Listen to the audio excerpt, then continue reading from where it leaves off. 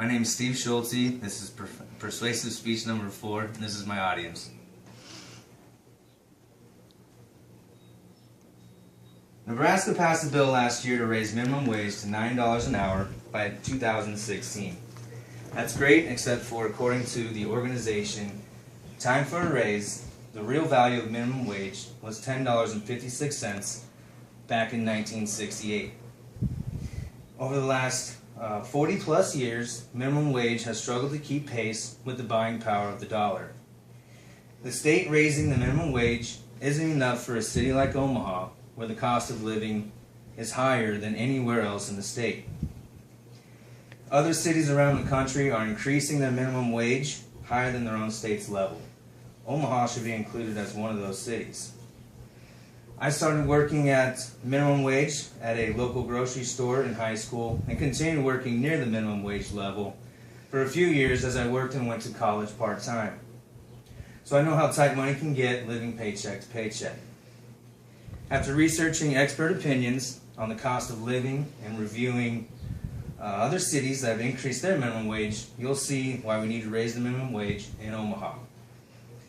When it comes to the cost of living in Omaha, the website City Data says the estimated cost of a rural home in Nebraska is approximately $100,000. The estimated cost of a home in Omaha is $130,000 to have the exact same home. So that's a clear 30% increase for housing cost for an Omaha resident. Higher cost of housing leaves even less to go around for other expenses such as your groceries, utilities, healthcare, transportation, education, and entertainment. On average, the U.S. Bureau of Labor Statistics notes that these expenditures are the reason why urban households spend nearly $8,000 more than rural households on an annual basis. I have a chart here that was created by USAA financial planner J.J. Montanaro, and you see that it says 20% of housing and 6% of utilities should be set aside for your monthly income. So that's 26% of your month goes towards those two items. Considering a minimum wage earner's income at $8 an hour, they would be on average bringing in $1,400 a month. 26% of that allots a minimum wage earner $350 towards housing and utility. City Data says the average monthly rent in Omaha is $760. That would account for 55% of a minimum wage earner's monthly income. If we look at the pie chart on the screen and look at the top portion, it essentially eliminates the entire top portion there. So the first one that you'll see go is your savings and retirement. They're literally unable to plan for their own retirement at this point. Next will be eliminated is entertainment. So families can no longer go on vacation to plan for. Birthday parties, dinner and a movie, going to a concert is really difficult or impossible. The other portion you have here is the other stuff, which Montanaro is referring to as unexpected expenses. Things that are tough to budget for, such as your vehicle breaking down, having to go and take it into the shop.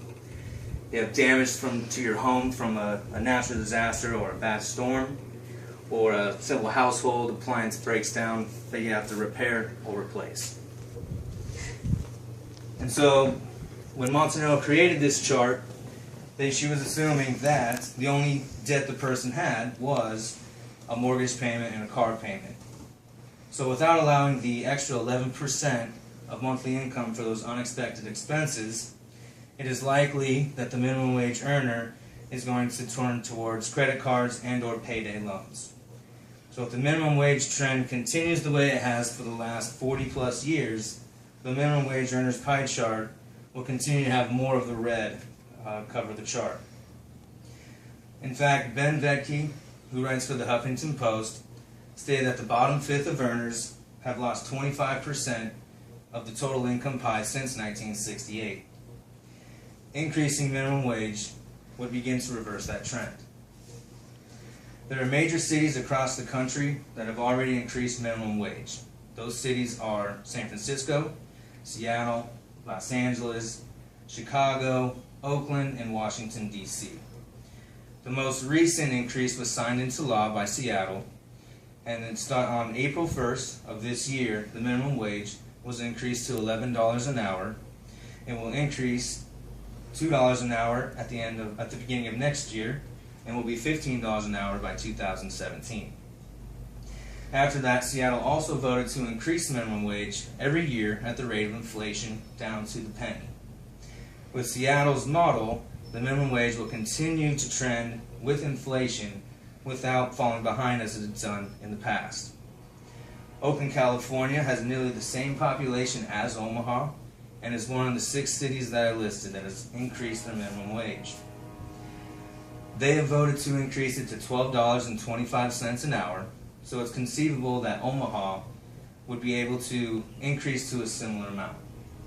Omaha has a great opportunity to study the results of some of these cities' minimum wage increases. Professors Reich, Jacobs, and Bernhardt of the UC Berkeley Institute for Research closely studied the effect of minimum wage increase for San Francisco. Their research found that employment trends for low-wage industries suffered little to no negative trends. Because of the increase of the wages, they found employment rising slightly faster in the restaurant industry than in surrounding counties. Restaurant owners were concerned about the wage increase, but again, Reich, Jacobs, and Bernhardt found that the 10% minimum wage increase only translated to 0.7% increase to the restaurant's cost. That's a trivial amount that the restaurant owner has to compensate for in their food prices. The reason it turned into such little cost is because the employee remained at their position longer, which decreased the cost in recruiting, hiring, and training the new employees for the employer. As I stated also just moments ago, this is why the low-wage industries suffered little to no negative trends. I applaud Nebraska for approving a much-needed increase in minimum wages. Although the increase may satisfy the rest of the state of Nebraska, it isn't going to satisfy Omaha.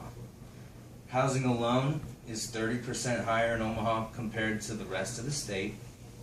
And as I also said earlier, urban areas spend nearly $8,000 more annually on those expenditures.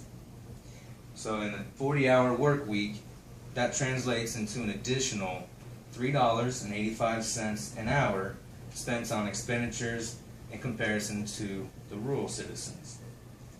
Seattle and San Francisco have already increased their wages, and since San Francisco's increase was in the early 2000s, there's plenty of research for Omaha to review and decide whether the increase is worthy and what that level should be.